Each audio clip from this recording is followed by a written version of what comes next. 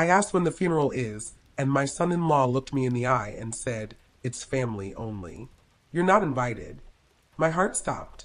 The weight of those words crushed me in a way I cannot explain.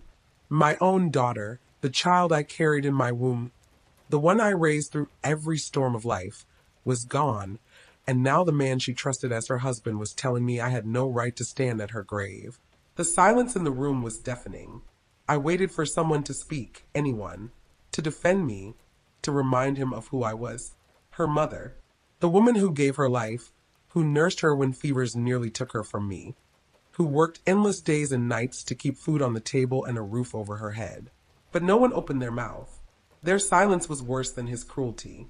My throat locked, my chest ached, and my hands trembled on the arm of the chair as if the world itself was trying to push me down. My eyes searched his face, desperate to find mercy, compassion, even a trace of hesitation, but there was nothing. His gaze was steady and cold. He was not ashamed. He wanted this. He wanted me erased.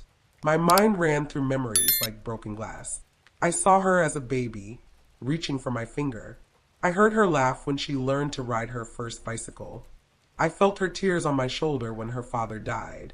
I remembered every promise I whispered into her hair when she was afraid of the dark. Promises that I would never abandon her, that I would be there until the end. And now her husband was telling me that I had no place at the end of her story. The humiliation was unbearable.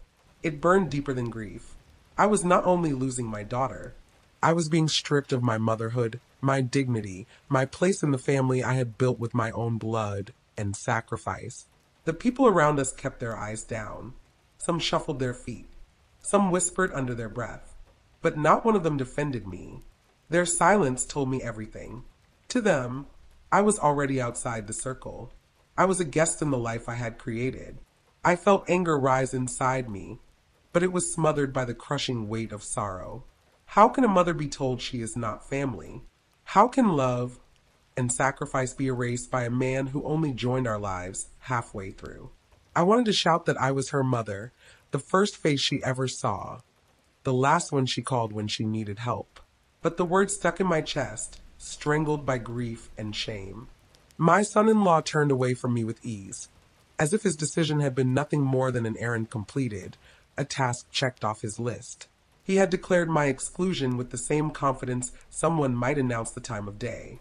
I wanted to believe it was grief speaking, that pain had twisted him into cruelty, but deep inside I knew this was not grief. This was intent. He wanted me gone. He wanted control. He wanted to bury her without the weight of my presence, without my questions, without my voice. And those around him let him. I felt betrayed not only by him, but by every silent witness who allowed his words to stand.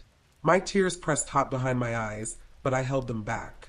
I would not give them the satisfaction of seeing me broken. Yet in that moment, my body felt hollow. My arms ached as if searching for a child who was no longer there. My knees weakened as if the ground itself was trying to pull me under. The shame, the humiliation, the rejection, it was heavier than the coffin that would soon hold my daughter. I looked at the faces around me. Some wore pity, others avoidance, a few even approval. I saw my pain turned into their entertainment. They were already deciding which side of the story they would repeat at gatherings, which version of events would make them sound loyal to power. And I stood there, or rather sat there frozen, realizing that in one sentence, my son-in-law had stripped me of everything. My motherhood, my place in the family, my right to grieve, my right to say goodbye. But hear me clearly. That moment, as crushing as it was, as humiliating as it felt, was only the beginning. His words that day were the first cut, the first strike in a storm that would test the limits of my strength. What came after did not just wound me. It tore apart everything I thought I knew about family, loyalty, and love. And still, I refused to disappear. I became a mother and a widow in the same lifetime, and learned to hold both truths without letting either one break me. When my husband died, our daughter was 8, small enough to still crawl into my lap when thunder shook the windows, yet old enough to notice that my smile had too many seams. I took every shift I could find, mornings cleaning offices before the sun found the glass, evenings ironing other people's clothes in a kitchen that smelled of starch and resolve. I packed her lunch with the neatness of a promise and walked her to school even when my feet ached, then hurried to the bus stop to make it to work before the clock accused me of being late. On Sundays, I counted coins and stretched stews and mended hems, so carefully you would think the fabric held our future.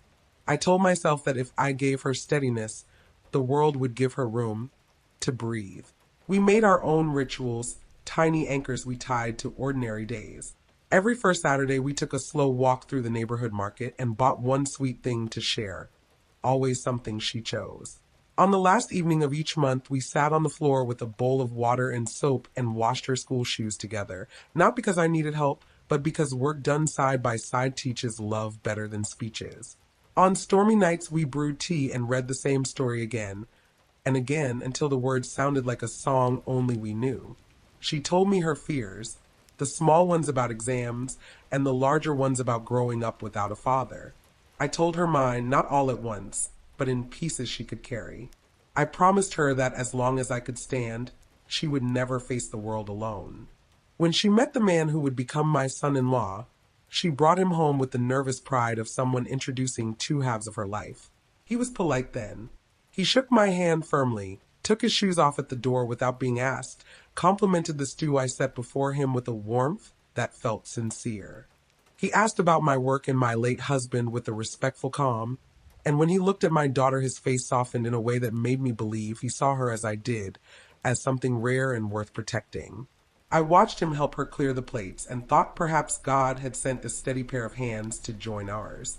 The change did not come like a shout. It came like a door closing one soft inch at a time. He began to answer for her when I asked simple questions, not unkindly, just quickly, as if my daughter needed translation in her own home. At dinners, he redirected conversations as soon as I spoke, drawing attention to a sports result or a headline or a work story until my sentence had nowhere to land. He used humor that made others laugh and left me quiet, the way a joke can push someone to the edge of the circle without anyone admitting it was done on purpose. When I told a memory about my daughter as a child, the story of her chasing a kite across the field until the string snapped, he smiled and said we had heard that one before. People chuckled. I fell silent. My daughter apologized with her eyes and squeezed my hand under the table, but she could not stop the pattern, and I would not ask her to become a referee between us. He began suggesting that she spend fewer weekends at my house because we all needed to adjust to new rhythms. He phrased it like care. He said he wanted her to rest, that travel tired her, that routines mattered. I agreed at first, because routines had saved me when grief was a fresh wound. Then I noticed that when she did visit, he called often and spoke long, and she returned to him more worried than when she left. He shifted the ground under our feet, so gradually that I was the last to admit I was standing on less. When they hosted, his side of the family filled the room with confident voices. They were not unkind. They simply knew where they belonged and spoke as though the map of the evening had been sketched without me. An aunt praised his success and winked at him across the table. A cousin told my daughter how fortunate she was to have married into a family with connections, and when I asked where they had found the caterer because the jollof tasted like the one my mother used to make, someone replied that the family handled such matters. I was given the seat near the hallway and thanked for coming as if a rival had been in doubt. When I offered to bring a dish next time, an in-law smiled and said I should not trouble myself, then glanced at my hands as though assessing the worth of anything they could produce.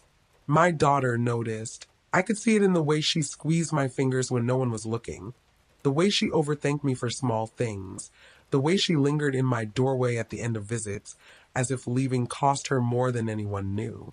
She tried to balance what love requires with what marriage demands, and in that balancing I saw the strain that polite rooms cannot hide. I told myself this was adjustment, not rejection, that every family has to learn how to carry old bonds into new houses. Then came the first real bruise. We were at dinner for her birthday. I had brought a cake I baked in the pan I always use for special days, the one with a shallow crack near the rim that never ruined a celebration. I told the story of her 10th birthday when the electricity failed, and we sang by candlelight while the frosting softened and slid, and we laughed so hard we cried. My son-in-law smiled and said children's stories should be kept for children. He did not raise his voice. He simply cut the cake cleanly and served it in neat slices, as if tidiness were the same as care. People laughed at a joke someone else made, and the moment passed, but something inside me did not. On the ride home, my daughter sat beside me in quiet that did not feel restful.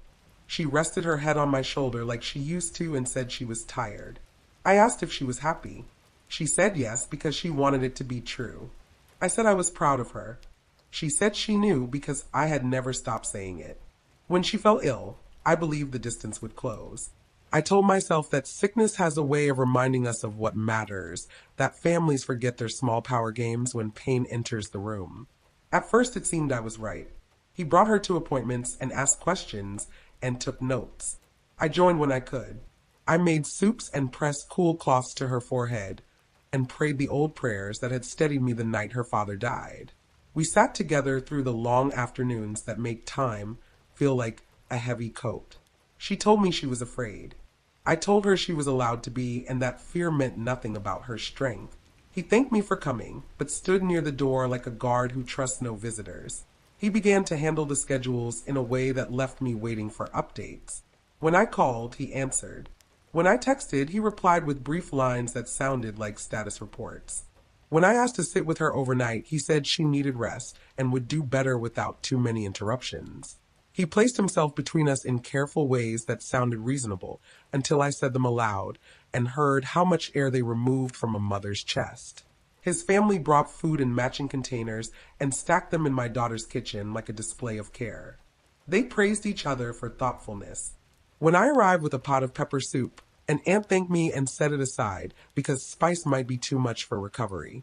My daughter glanced at me with apology in her eyes and promised she would reheat it later. I kissed her forehead and told her to listen to her body. I took the soup home and ate it standing at the counter, not because I was hungry, but because cooking is how I tell the world I still know how to love. The invitations changed. At first I was told when tests were scheduled. Then I was told after they happened. Then I was told nothing and learned to read clues from the time of day. My daughter did not answer the phone. When I asked gently about updates, he said the doctors preferred one point of contact. He said too many voices confuse plans. He said they had everything under control. Control is an odd word to use around illness. It suggests a handle where there is none. It suggests decisions that belong to the person managing the calendar rather than the person inside the pain. I bit my tongue until it tasted like metal.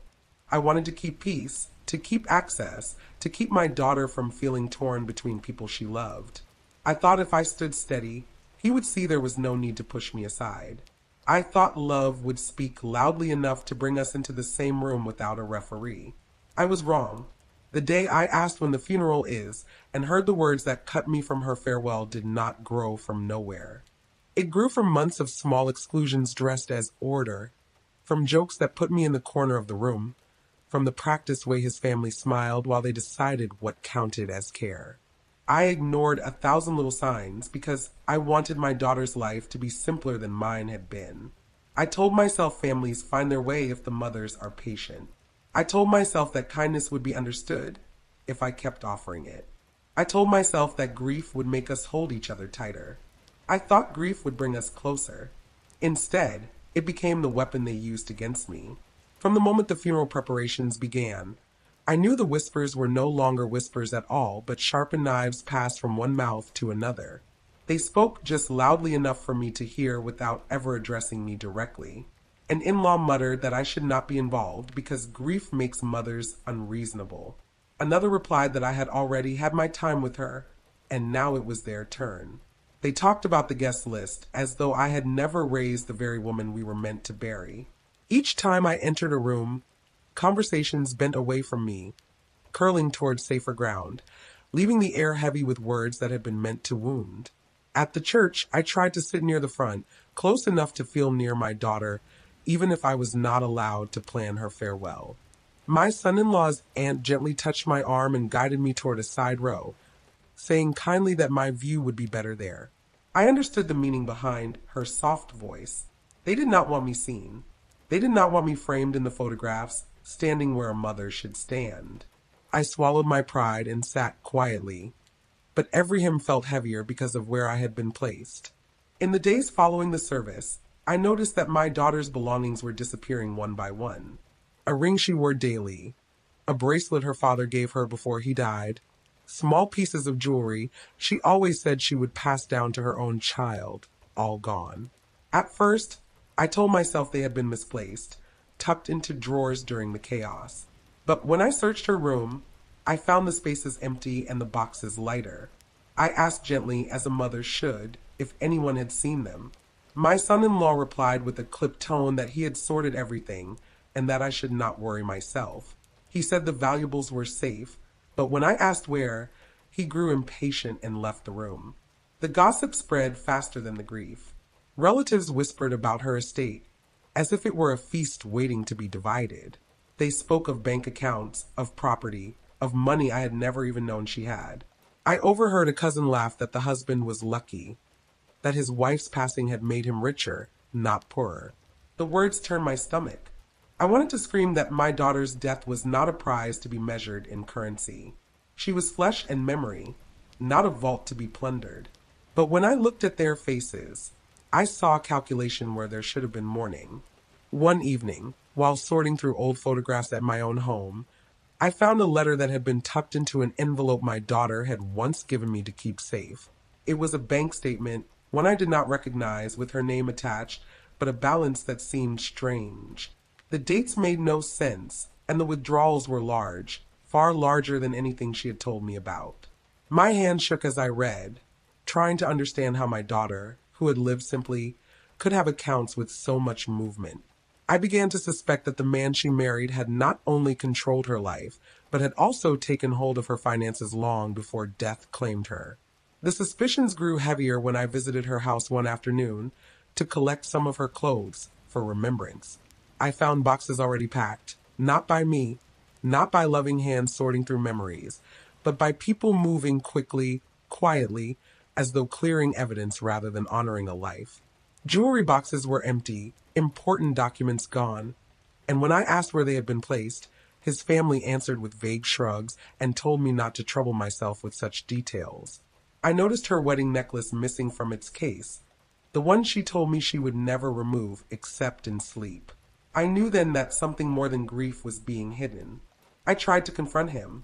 I stood in the hallway of the home my daughter had decorated with her laughter and said in a voice steadier than I felt, "Where are her things? Where is the jewelry her father gave her, the bracelet she wore since she was 16? Where are the papers she guarded so carefully?" He looked at me with disdain. "You are asking too many questions," he said. "This is my house. She was my wife. What I do here is none of your concern." His words cut deeper than the first time he told me I was not family. It was one thing to exclude me from the funeral. It was another to dismiss me from my daughter's entire existence. I pressed further, refusing to be silenced. "She was my child," I said. "Her life began with me. I have the right to know what has been taken, what has been hidden. You cannot erase me." His face hardened. "You were always weak," he spat. "She needed someone stronger. She found it in me. You should be grateful she had me, because without me she would have had nothing. Now stay out of matters you cannot handle." The room spun as his words sank in. My daughter had once warned me quietly that her husband controlled more than he should, that she sometimes felt trapped by his decisions. I had told her marriage required compromise, that perhaps with time he would soften. Now I stood there realizing she had been trying to tell me something deeper, something urgent, and I had failed to hear it. I left his house that day not with answers, but with shame and fury pressing against my ribs. The betrayal was no longer hidden in shadows. It stood boldly in the light, clothed in arrogance. And as I walked down the steps, I made myself a promise. If they wanted to erase me, they would have to erase the truth as well. And truth has a way of rising. No matter how many boxes are packed, no matter how many documents disappear, no matter how loudly they try to silence the voice of a grieving mother. What I discovered next made their cruelty undeniable. They gathered in my house 2 days after the service, arriving with covered dishes and careful voices, and I stood in my own living room feeling like a guest who had come without an invitation. He arrived last, shoulders square, chin lifted, and when he stepped through the door, the room turned toward him as if he were the one needing comfort. I felt the same cold from the day he told me I was not welcome, and I knew if I did not speak now, I might never find my voice again. I asked for quiet, and the room obliged. I looked him in the eye and said I wanted answers. I asked where my daughter's things had gone, why her jewelry boxes were empty, why documents that bore her name had vanished from her drawers. He laughed without sound and shook his head as if scolding a child. He told me this was not the time. He told me I was confused. He told me grief had made me dramatic, and that I should sit down before I embarrassed myself. His aunt chimed in, a smooth tone that masked a sharper edge, suggesting we keep the afternoon pleasant. A cousin nodded and said families need unity now more than ever. Unity that required my silence. I felt heat rise in my face. Not the heat of anger alone, but the heat of a woman who has been pushed beyond the edge of courtesy and finds solid ground beneath her feet anyway. I said I would not sit. I said I would not be quiet. I said my daughter's life began in my arms and that I would stand for her now. He smiled in a way that dared me to continue and told the room I had always been like this, selfish, controlling, determined to keep my daughter tied to me. He said he had worked for years to give her freedom. He said everyone knew I made everything about myself. A few people shifted closer to him, drawn by the confidence in his voice, the ease with which he shaped a story that made me the problem.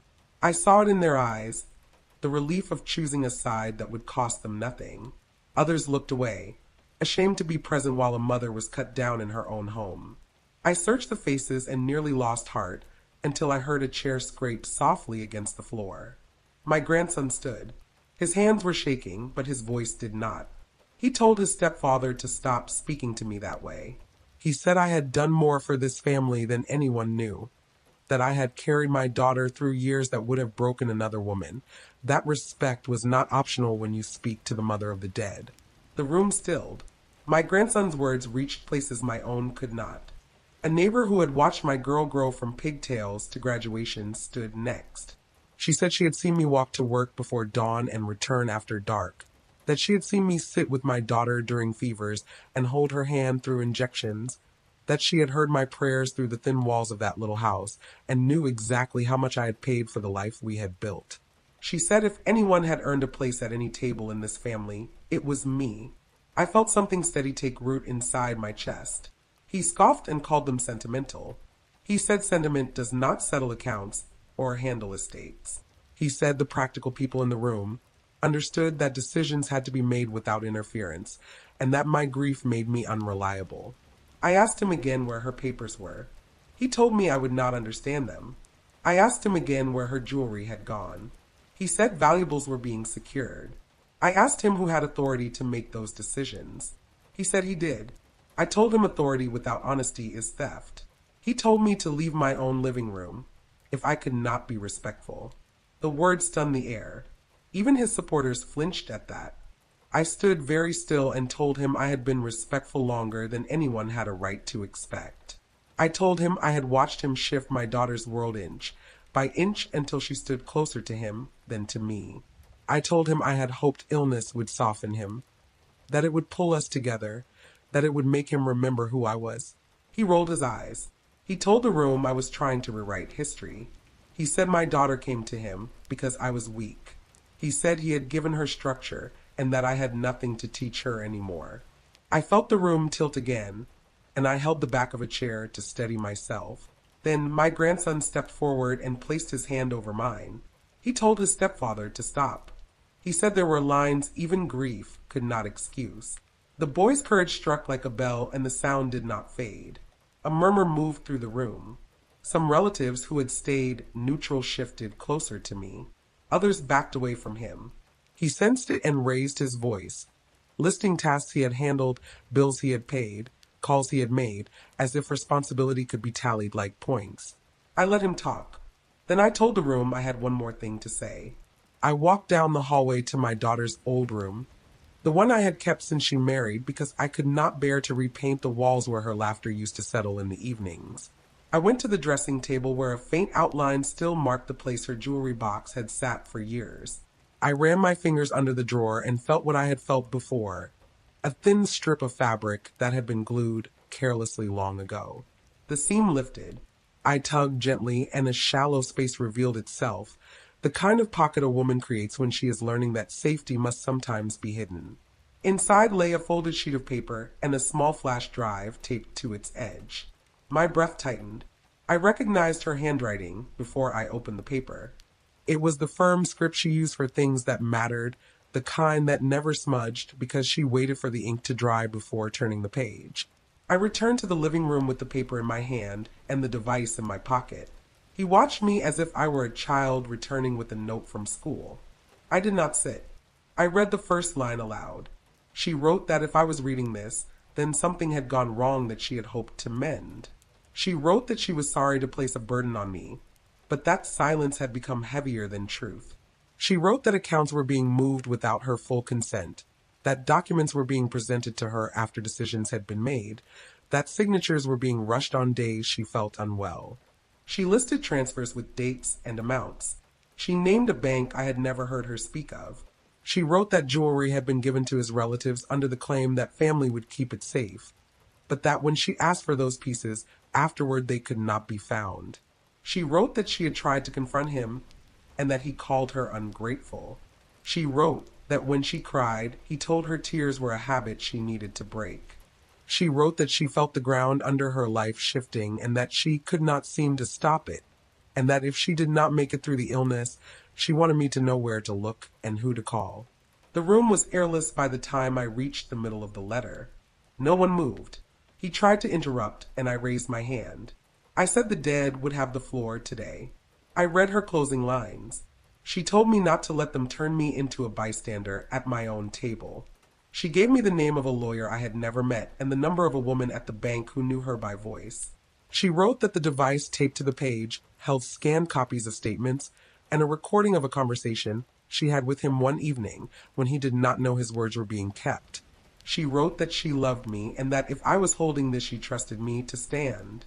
He stepped forward then and reached for the paper. I pulled it close to my chest. He ordered me to hand it over. He said recordings could not be used. He said scanned copies meant nothing.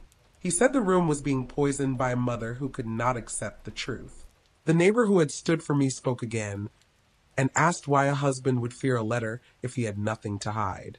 My grandson asked him why jewelry had gone missing and why bank names in his wife's letter matched the account notice I had found among photographs at my house. My brother, who had been quiet all afternoon, reached into his jacket and set his phone on the table with the bank contact already dialed. He asked if anyone objected to letting the truth answer for itself. Voices rose and fell. Some joined me. Some told me to slow down.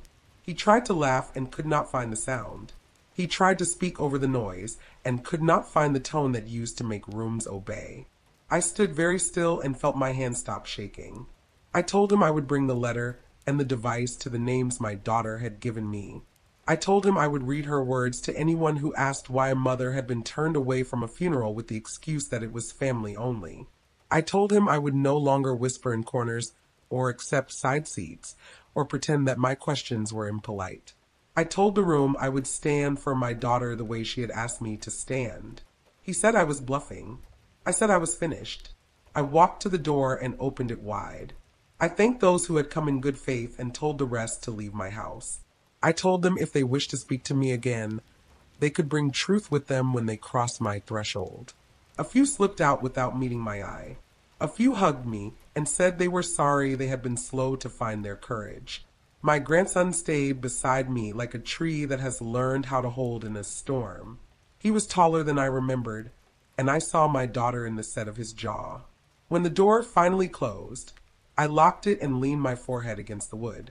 My heartbeat steadied. I walked back to my daughter's room and sat on the edge of her bed. I held the letter with both hands and read it again, slower this time, tasting each word the way a thirsty person tastes water. I plugged the device into the small player my grandson brought me and listened. I heard her voice. They returned the next evening, not because they wanted peace, but because they believed noise could drown a mother's resolve. And I welcomed them into my living room with the calm of someone who already knows where the ground is firm. Faces I had loved for years arranged themselves along the walls, careful smiles masking discomfort. while he stood at the center as if the room still belonged to his voice. I kept the letter in my hand where everyone could see it. I told them I would speak first, and that for once I would not be interrupted. Some shifted their weight, expecting me to falter the way I had in smaller rooms, but my breath was steady and my hands were sure. I read my daughter's name aloud and the room softened, as if the walls themselves remembered her laughter, and then I began to read her words. She wrote about accounts opened without her consent, about papers placed in front of her when medication dulled her sight, about signatures urged on days when pain had stolen sleep. She listed transfers that did not serve her care, withdrawals timed to weekends when relatives visited, so that questions could be scattered among greetings. She described jewelry she was told to lend for safekeeping and never saw again. She wrote that love had become a language translated into obedience, and that when she asked to slow down, she was told that strong families move quickly. I read every line slowly, so no one could pretend the meaning had slipped past their ears. He tried to speak, but my grandson stepped between us, not as a shield, but as a reminder that the dead would be heard before the living argued. I continued reading until the last paragraph trembled in my hand. She named the bank officer who had listened when she called. She named the lawyer who had advised her to gather records. She named dates and amounts and rooms where voices had been raised low enough to be called patients. Then I folded the page, placed it on the table, and lifted the small device that held her recordings. I pressed play. Her voice filled the room, calm and clear. She asked him why money was moving from one account to another without her review. He told her she worried too much, and that success required decisiveness. She asked why her bracelet had been given to an aunt without her knowledge. He told her family had to show unity and that gifts bought loyalty. She said she wanted to keep her mother informed. He said I caused confusion and that a household needs one leader. Then his tone sharpened, the way metal sharpens on stone, and he told her she would sign what he placed before her because he could not navigate life with hesitation at his side. Someone gasped and covered a mouth with both hands. I paused the recording and let the quiet weigh what it had just learned. He began to clap in a slow, mocking rhythm, then stopped when no one joined him. He said the recording proved nothing, that it captured only fragments, that I had rehearsed a story and found tools to match it. I pressed play again. In the second file, she told him he had called the funeral home before she had spoken to me, and he answered that efficiency was kindness, that my grief would delay necessary steps. He said I would want tradition, and tradition costs money, and money wasted on flowers would not return health. His voice sounded proud of its logic and deaf to its cruelty. I stopped the file and lifted my head. I said I had questions for the relatives who had accepted gifts from my daughter's collection. I asked the aunt wearing my child's necklace to explain how it came to rest against her throat. She reached for the clasp as if it had burned her skin and said she had borrowed it for remembrance. I asked when she had planned to remember to return it. She could not answer. A cousin stepped forward with a velvet pouch and placed it on the table without raising his eyes. He said he had kept the ring safe because grief makes people careless. I told him grief had made him bold. Across the room, a murmur of shame began to spread, quiet at first, then louder as eyes turned from me to him. An uncle who had praised his leadership now stared at his shoes. His mother, who had once defended every decision he made, whispered his name not in pride, but in warning. I did not smile, and I did not gloat, and I did not tremble. I opened my phone and called the lawyer my daughter had trusted. I put the call on speaker, so the room would have to listen with me. The lawyer greeted me by name and asked if I had the documents. I said yes, and I listed the transfers with their dates and amounts. He replied that he had seen the same patterns and that a formal review had already been requested. He said temporary holds could be placed while ownership was confirmed and that misuse during illness carried consequences under the law. He asked if the jewelry had been cataloged. I said pieces had been identified and returned and that others would be accounted for before the sun set. I ended the call and turned back to the room. No one moved. I looked at him. He stood with his fists closed so tightly that his knuckles had blanched. He told me I was tearing the family apart. I said I was stitching it to the truth. He told me I had ruined his reputation. I said he had handled that task without my help. He accused me of turning my grandson against him. I said the boy had turned toward respect, which is not the same as turning against a man. He raised his voice and told everyone I had always wanted my daughter's life to orbit me. I said I had wanted her life to belong to her. At that, something in the room broke free. The neighbor who had stood for me before spoke again, this time with no hesitation. She told him she had watched him take charge of small moments that did not require a captain, and that his rule had not looked like care so much as conquest. My brother stepped forward and told him the house would remain under review until the accounts were settled. A cousin who had kept close to his side all week slipped away to stand near the door. Thick silence followed, the kind that arrives when a chorus realizes it has lost its conductor. I raised the letter and spoke not to accuse, but to anchor. I said my daughter had asked me not to become a bystander at my own table. I said I would keep that promise even when my legs shook and my breath ran short. I said I did not seek triumph. I sought straight lines. I sought the dignity of naming what had been done. Then I turned to the woman I had called my friend for half my life. She had lingered near the back of the room, as if the wallpaper could shield her. I asked her to stand with me. She said she had never touched money. I asked whether she had counseled speed, whether she had advised that decisions be made before I could ask questions. She said families must act. I asked whose family she meant. Her eyes shone with the kind of tears that ask for pity without giving truth. She said she had tried to help him manage things, and that perhaps she had been unwise. I asked whether she had accepted my daughter's bracelet on the night of the vigil. Her hands went to her wrist by reflex and found it bare, and the room understood. She said she had meant to keep it safe. I asked why safe had required 2 weeks and 3 dinners and silence. She could not hold my gaze. She stepped toward the door and said she should give us space. No one asked her to stay.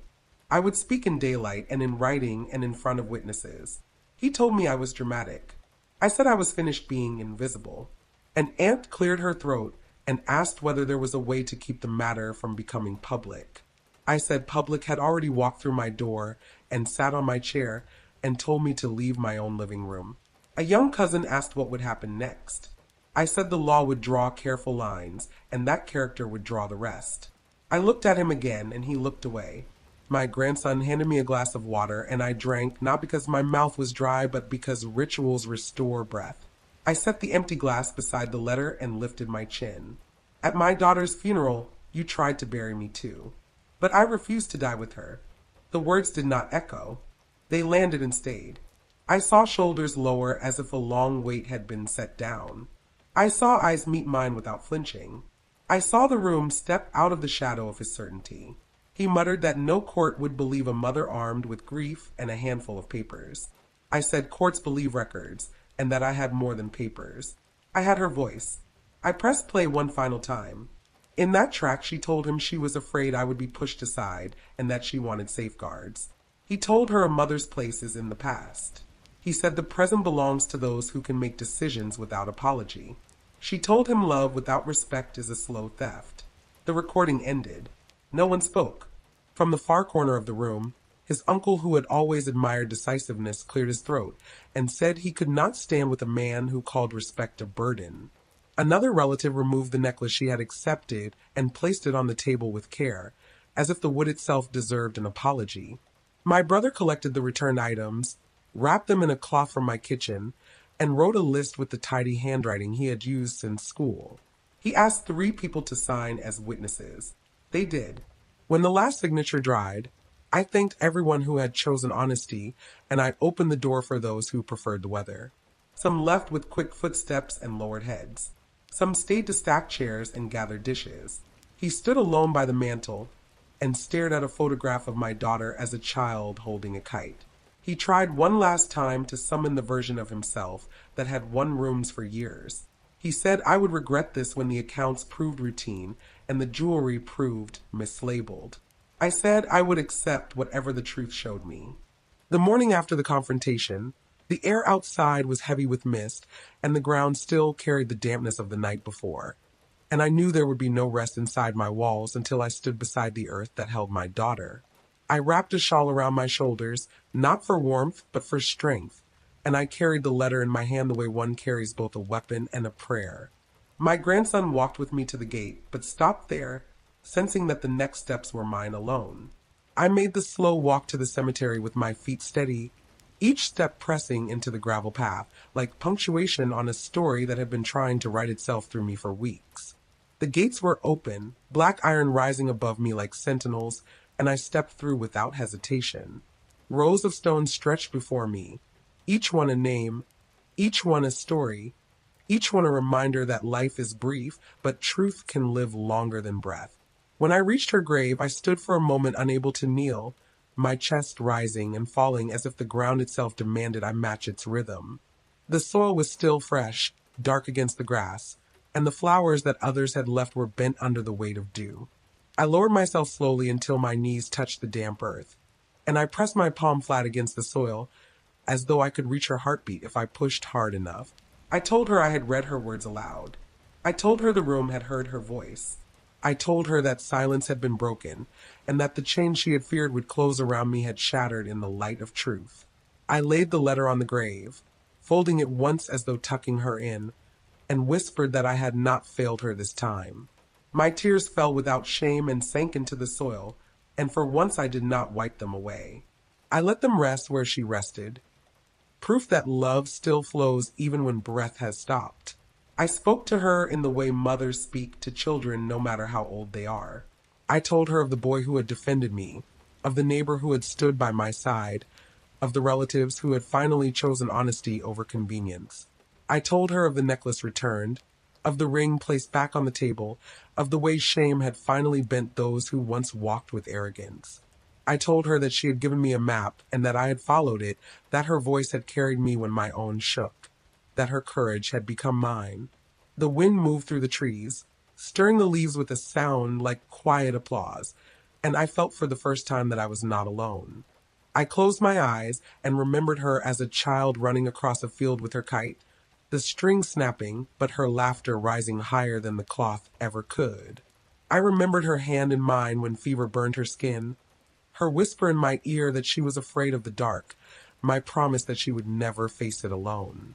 I remembered her wedding day, the way her eyes sought mine across the crowd, a silent thank you that needed no words. I remembered the last night I saw her, the way her breath was shallow but her gaze was steady, the way she pressed my hand as if she were passing me a secret. I realized that secret was the strength I carried now.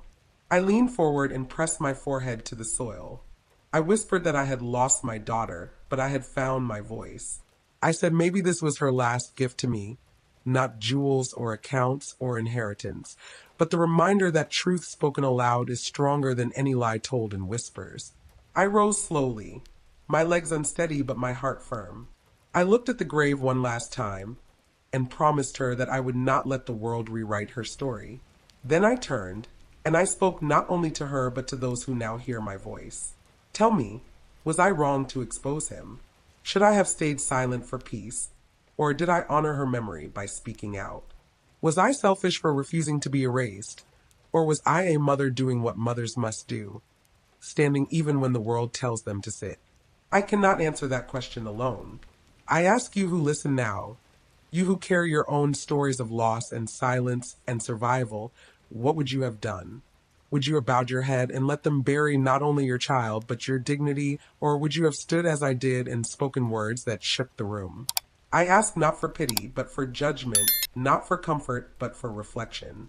Because grief is heavy, but heavier still is the knowledge that injustice can walk free if no one raises a voice. I leave the question with you as I leave this grave tonight.